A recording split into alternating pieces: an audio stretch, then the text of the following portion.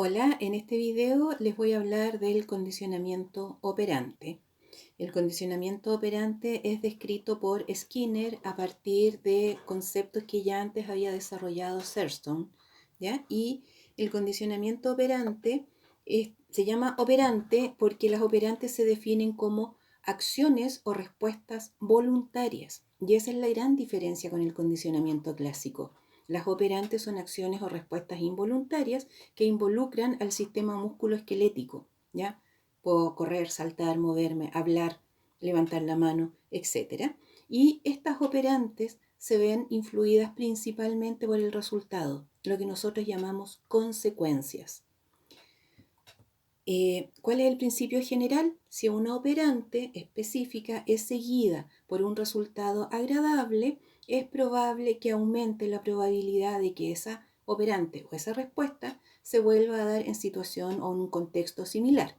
Al revés, si esa operante es seguida por un resultado desagradable, disminuye la probabilidad de que esa operante se vuelva a presentar.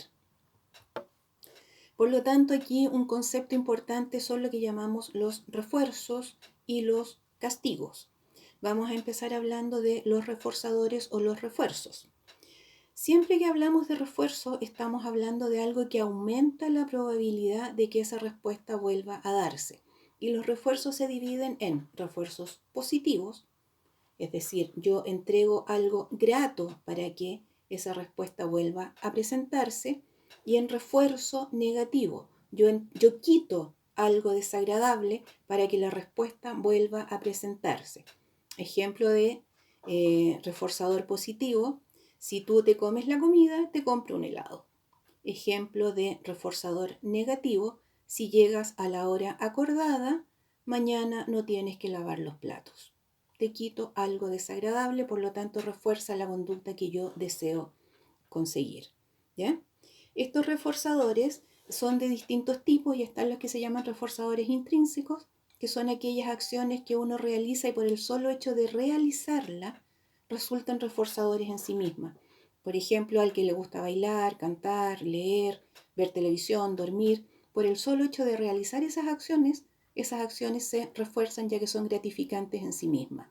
Pero también están lo que se llaman reforzadores extrínsecos. El reforzador extrínseco primario son estas mismas acciones gratas, pero que ahora yo las doy como reforzador de otra acción. Por ejemplo, si tú estudias, después te puedes dar el premio de tocar guitarra, cantar, fumarte un cigarro, ir a ver a una amiga, etc. También están lo que se llaman reforzadores sociales, que son todos aquellos que están vinculados a la respuesta del medio o de otra persona, vinculadas con felicitaciones, caricias, abrazos, besos, reconocimientos públicos, etcétera, etcétera. Y están también lo que se llaman los reforzadores secundarios o aprendidos, que son aquellos reforzadores que originalmente no actúan como reforzadores, sino que es necesario aprender que eso tiene algún valor. Ejemplo típico: los niños cuando entran al jardín infantil y la tía les pone una carita feliz o les pone una estrellita, los niños tienen que ir aprendiendo por asociación que eso significa algo bueno, que recibir una estrellita, que recibir una carita feliz, tiene que ver con un comportamiento que se espera que se vuelva a repetir. Las notas, por ejemplo. Los niños cuando entran al colegio y no han tenido experiencia escolar previa, no tienen idea de lo que significan esos números, pero aprenden que tener tal o cual número adquiere un valor. Esos son reforzamientos aprendidos. Lo mismo el dinero. El papel en sí mismo no tiene ningún valor. Pensemos en una tribu primitiva: recibir ese papel no significa nada. Es un aprendizaje para nosotros de que ese papel me da ciertas gratificaciones. ¿Cómo se entregan los refuerzos? Se entregan en lo que se llaman programas de refuerzo. Y los programas de refuerzo son de dos tipos. El refuerzo continuo: cada vez que se realiza la conducta, yo entrego el reforzador para que esa conducta pueda presentarse. Es bien adecuado usarlo cuando se está iniciando un aprendizaje, pero hay que tener cuidado porque hay que reforzarla siempre. Y la otra manera es a través de un reforzador parcial que se puede entregar ya sea por razón, es decir, cantidad de conductas que el sujeto tiene que realizar, o de intervalo, cantidad de tiempo que va a transcurrir entre una conducta y la otra. Todo esto hay que planificarlo cuando uno hace lo que se llama un análisis conductual. Yo tengo que revisar cuál es el comportamiento que quiero modificar o que quiero que se adquiera. ¿Cuáles pueden ser los posibles reforzadores o qué es lo que está manteniendo esa conducta y que yo tendría que tratar de modificar? Una vez que tengo decidido cuál es la conducta que quiero, voy a decidir cuál va a ser el reforzador y la manera en que voy a entregar ese reforzador. Y eso es un plan a largo plazo.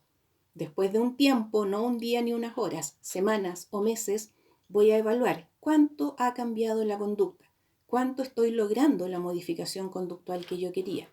Si no me resulta, tengo que revisar qué es lo que estoy haciendo mal. ¿Será la conducta adecuada? ¿Será el reforzador adecuado? ¿Será la manera en que estoy entregando el refuerzo la que no está funcionando? Pero no hay que desecharlo a la primera, ¿ya? Las implicancias que tiene entregar un refuerzo continuo, un refuerzo parcial, un refuerzo de razón fija, variable o de intervalo fijo o variable, tienen que ver con la rapidez inicial con la que se aprende una conducta, con la frecuencia con la que se va a dar la conducta, si se van a hacer pausas una vez que se recibe.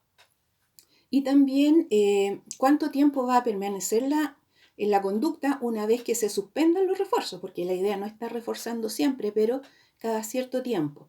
Si yo doy refuerzo continuo y después dejo de reforzar, es altamente probable que esa conducta tienda a disminuir la frecuencia con que se presenta. Por lo tanto, es muy importante identificar muy bien qué es lo que yo quiero. Depende de lo que yo quiera conseguir. Quiero que la persona trabaje sistemáticamente, quiero que cada cierto tiempo trabaje, quiero que se alcancen metas y después de eso me da lo mismo si deja de trabajar. Todas esas son decisiones que hay que tomar cuando uno decide hacer un programa de modificación conductual. ¿Ya? Ahí les voy a entregar un cuadro, en el PowerPoint en donde aparecen algunas consecuencias de cada uno de los programas. El castigo. El castigo es lo que llamamos estas consecuencias adversas, estas consecuencias o estímulos que no quisiéramos recibir. Pero el castigo inicialmente Skinner pensó que con eso se cambiaban conductas, se modificaban las conductas y después concluye que el castigo no es un buen método para la modificación de conducta. Lo que sí hace es que disminuye la probabilidad que se presente una conducta, pero solo cuando el castigador está presente. Y también tenemos castigo positivo. Yo te doy algo desagradable. Si tú llegas tarde, te tienes que quedar una hora extra. Eso es algo desagradable. O un castigo negativo.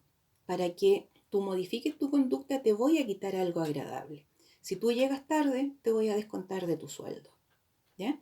Y esas son maneras de modificación de conducta, pero hay todo un trabajo que se ha ido realizando en investigar las consecuencias del castigo y se concluye que el castigo no es una buena forma de modificar conductas. La mejor forma de modificar conductas es vía reforzadores. Entonces es mejor pensar qué conducta quiero implementar y cómo la voy a reforzar que estar castigando conductas que quiero cambiar. ¿Ya? Bueno, en general, cuando uno quiere modificar una conducta, lo que hay que manejar son las consecuencias. Le vuelvo a decir, refuerzo positivo, refuerzo negativo. ¿Ya? Y para eso yo tengo que investigar bien qué es lo que mantiene la conducta, cada cuánto tiempo se da la conducta, qué es lo que la refuerza y decidir cuál es la nueva conducta que yo quiero implementar y que quiero cambiar. ¿Ya? Eso en general del condicionamiento operante. Una introducción para la unidad 3.